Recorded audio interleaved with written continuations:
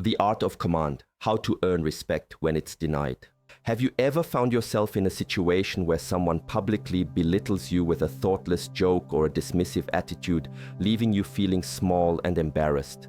It's a common yet deeply unsettling experience. What's even more frustrating is when you're consistently overlooked, your contributions undervalued by those who seem to thrive on demeaning others. This isn't about seeking validation, but about cultivating an inner strength that commands respect, even from those who habitually dismiss the worth of those around them. Throughout this exploration, we'll delve into proven psychological tactics designed to help you navigate these challenging encounters with grace and authority, ensuring that you gain the immediate and genuine respect of those witnessing the interaction. Prepare to discover precisely how to respond when someone attempts to publicly ridicule you, transforming awkward moments into displays of your inherent value. This isn't merely about survival in social or professional arenas. It's about transforming disadvantageous circumstances into opportunities to showcase resilience, intelligence, and an unshakable sense of self-worth. The ability to earn respect, especially when it seems intentionally withheld, is a profound skill that can reshape your interactions and elevate your standing in any environment. We will dissect the underlying psychological mechanisms at play, equipping you with the knowledge and practical strategies to not only withstand such attempts at diminishing your stature, but to actively counter them, emerging from each encounter with enhanced credibility and a reinforced sense of personal power. The art of command in this context is the sophisticated understanding of human dynamics and the skillful application of psychological principles to foster a perception of competence and authority, even in the face of overt or subtle disrespect. By mastering these techniques, you will learn to project an aura of confidence that naturally draws positive regard, making it significantly harder for others to undermine your presence or dismiss your contributions.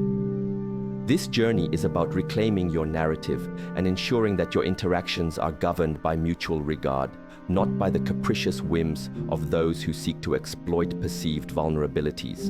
Understanding that respect is earned, not demanded, is the first step. Actively cultivating the behaviors and responses that lead to its attainment is the crucial next phase, and that is precisely what we aim to guide you through. Understanding the roots of disrespect. Before we arm you with the tools to command respect, it's crucial to understand why these situations arise. Often, the problem isn't rooted in personal animosity or outright contempt directed at you, but rather in a calculated opportunism that defines certain individuals. These are the people who see others not as peers, but as stepping stones, leveraging interactions to elevate their own standing. This dynamic is prevalent across various social strata, from casual friend groups to competitive work environments, where individuals may view others as mere instruments for personal advancement and self-distinction. To break free from becoming a target in such dynamics, it's imperative to cultivate a sense of self-respect from the outset. But what does this truly entail? It's not about forcing acknowledgement. Rather, it's about establishing boundaries that prevent others from exploiting your kindness or good nature to enhance their own image. When necessary, you must be prepared to remove yourself from environments that consistently fail to recognize and appreciate your presence. However, the ideal scenario is always to preemptively avoid such drastic measures. To achieve this, we will now delve into practical strategies for handling situations where someone attempts to undermine you, whether in professional, social, or familial contexts. Before we continue, we kindly ask for your support by liking this video and subscribing to the Mental Dose channel if you haven't already. Your engagement fuels our ability to bring you valuable insights. Now let's dive into the actionable advice. The underlying motivations for disrespectful behavior can be multifaceted and often reveal more about the perpetrator than the target.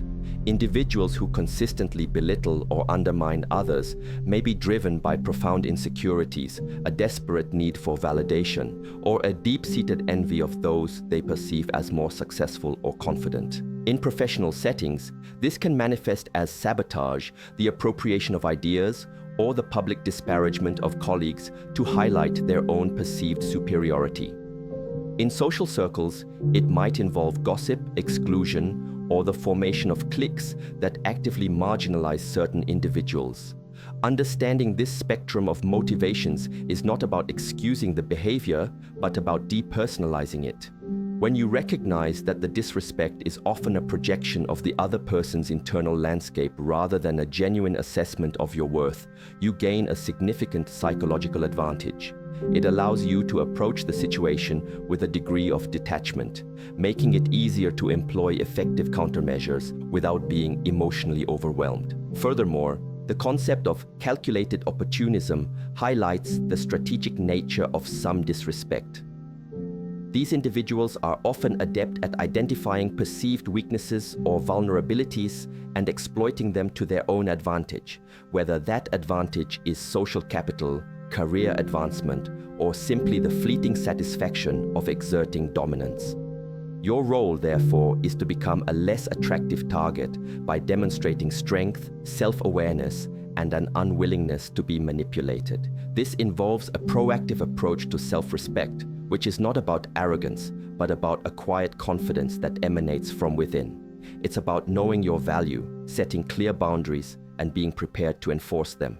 This proactive stance is the most effective defense against consistent disrespect, creating an environment where your contributions are more likely to be recognized and your presence is met with appropriate regard. The psychological warfare of disrespect often hinges on the victim's reaction. By controlling your response and understanding the dynamics, you can dismantle the aggressor's strategy before it takes hold. First impressions, the foundation of respect. The initial encounter sets a powerful tone, and how you present yourself can significantly influence the perception of others. When meeting someone, make it a point to stand up to offer a handshake. Remaining seated can inadvertently place you in a position of perceived submission, creating an immediate disadvantage.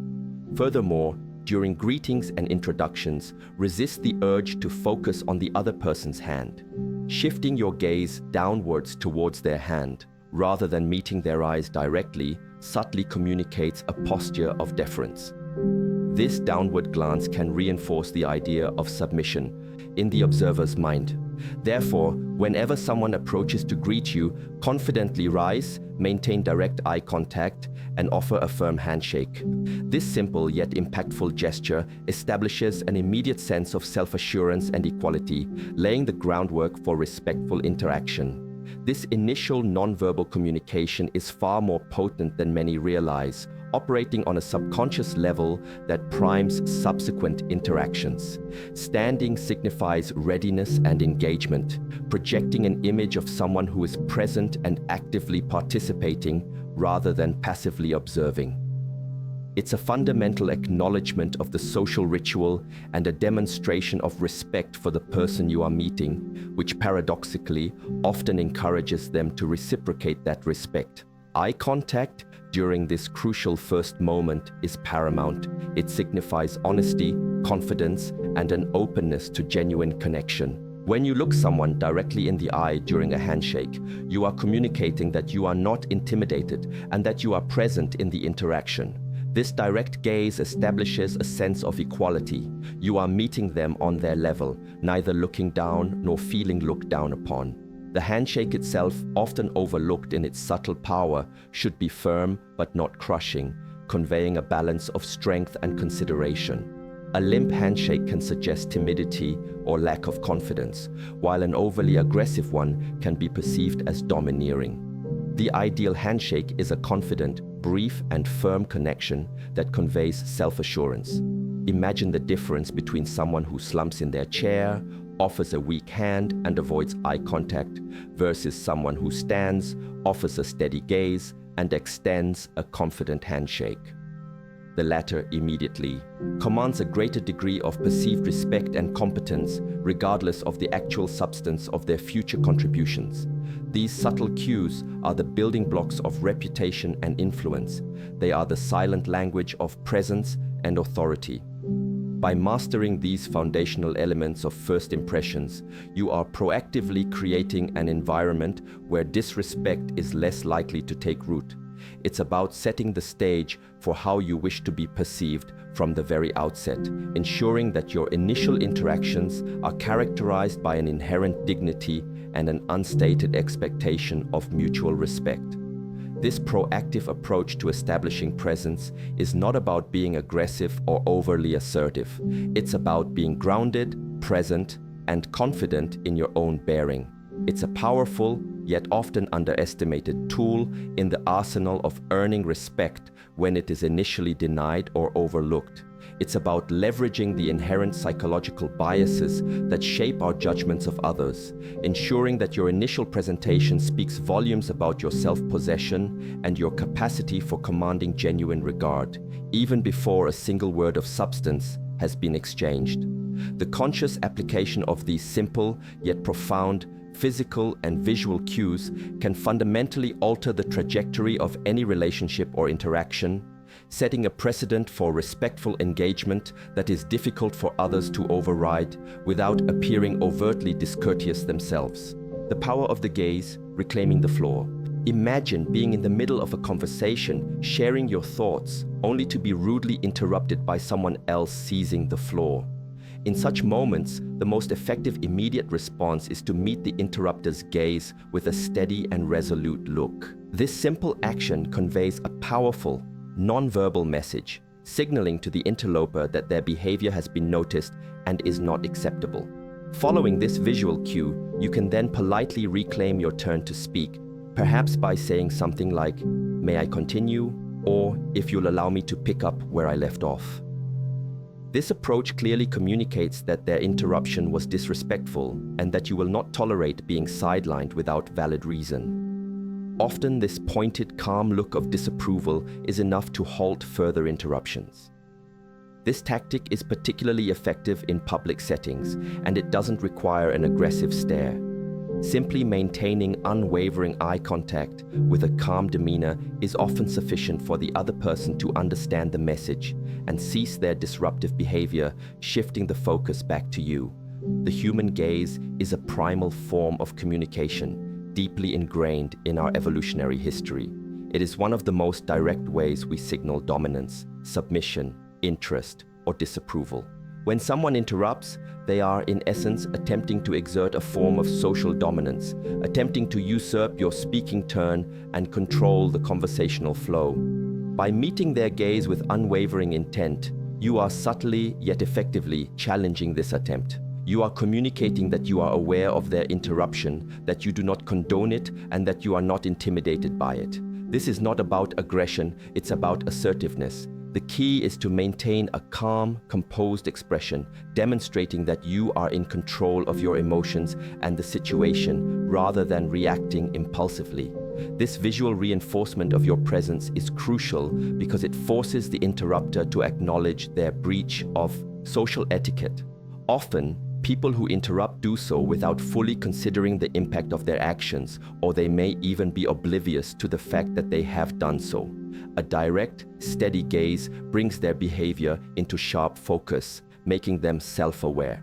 Following this non-verbal cue with a polite but firm verbal interjection, such as asking to continue or finish your thought, reinforces the message. Phrases like, "Excuse me, I was speaking," or "If I could just finish my point," are direct and unambiguous.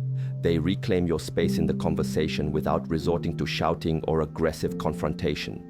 This combination of a powerful gaze and a clear verbal assertion creates a strong impression of self-possession and respect for your own right to be heard. It signals to everyone present that you are not someone who can be easily steamrolled or ignored. Moreover, by not escalating the situation with anger or defensiveness, you maintain your composure and appear more rational and in control, which further enhances your credibility and the respect you command. This tactic is particularly valuable because it is accessible to everyone, regardless of their physical strength or social standing, and it relies on the innate human understanding of social cues to achieve its objective. It's a sophisticated way to navigate a common social transgression, transforming a potentially embarrassing or frustrating moment into a demonstration of your ability to hold your ground with grace and quiet authority. This skill is about reclaiming your narrative and ensuring that your voice is heard, fostering an environment where your contributions are valued and respected. Diffusing the joke, turning embarrassment into empowerment. When confronted with a humiliating joke in a social setting, particularly amongst friends, a strategic approach can effectively neutralize the situation and even turn it to your advantage. The key is to resist an immediate emotional reaction. Instead, feign a lack of comprehension or awareness of the joke. Then, with a calm demeanor, turn to the person who delivered it and politely ask them to repeat it, perhaps by saying, "I'm sorry, I didn't quite catch that. Could you repeat it?" This action subtly signals that the joke failed to land its intended impact and places the joke teller in an awkward position as they are compelled to repeat their remark.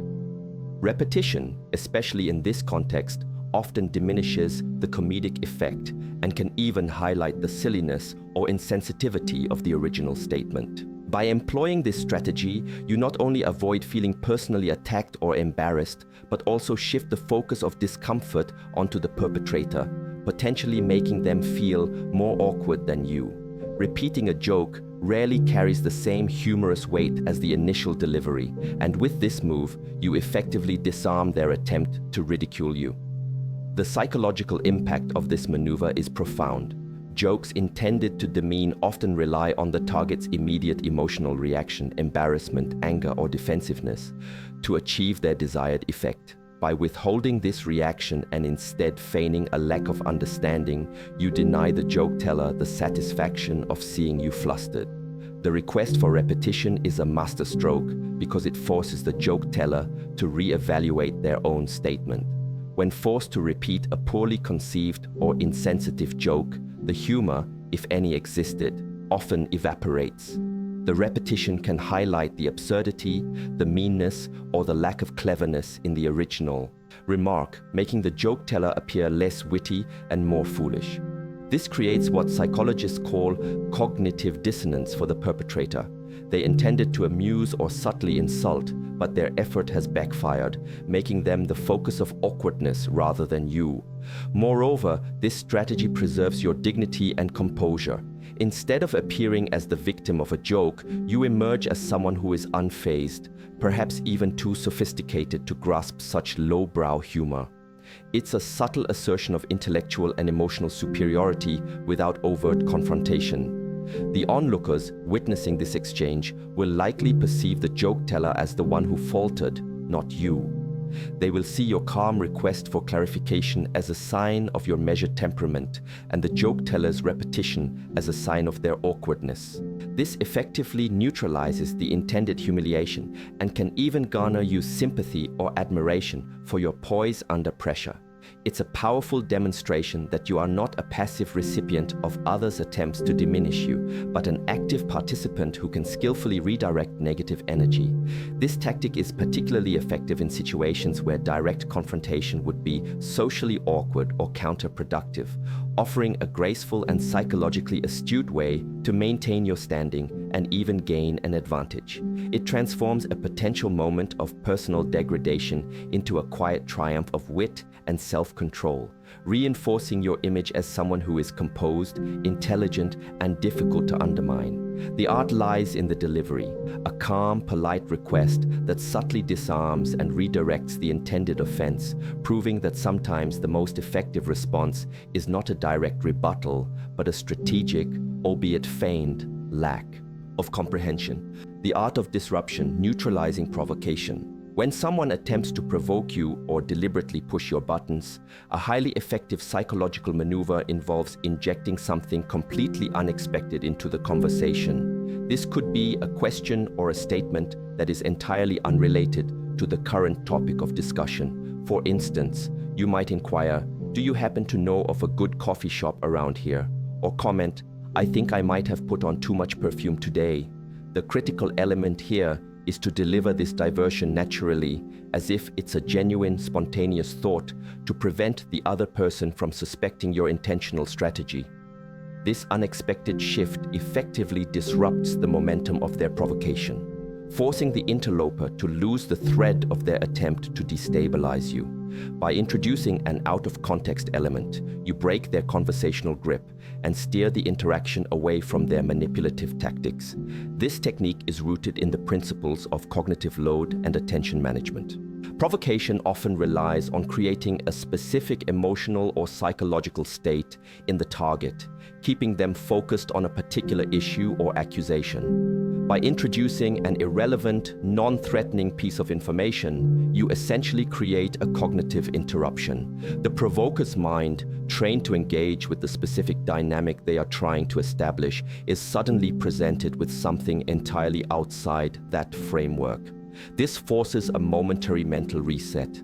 If executed naturally, it doesn't signal to the provoker that you are defending yourself or resisting their influence. Instead, it makes them pause and recalibrate. Their carefully constructed provocation loses its immediate impact because